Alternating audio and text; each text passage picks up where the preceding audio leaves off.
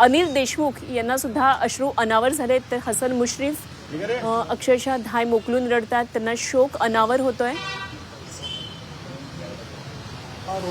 खरं तर अजित पवारांबरोबर अत्यंत जवळून काम केलेले हे सगळे मंत्रीगण माजी मंत्री आहेत आणि यामध्ये अनिल देशमुख आपल्याला पाहायला मिळतात। अत्यंत भावूक झालेत अनिल देशमुख।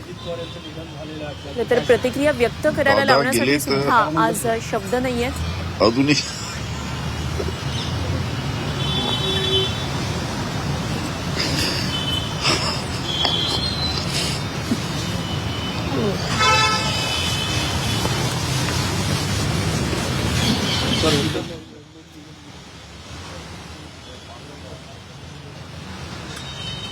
अत्यंत भावूक करणारे खरं तर क्षण आहेत। अनिल देशमुख यांनी प्रतिक्रियेसाठी ओठ उघडले, पण त्याच्यातून शब्द बाहेर पडू शकत नव्हते। इतकं जड असं त्यांचं अंतःकरण झालेलं आपल्याला पाहायला मिळतंय।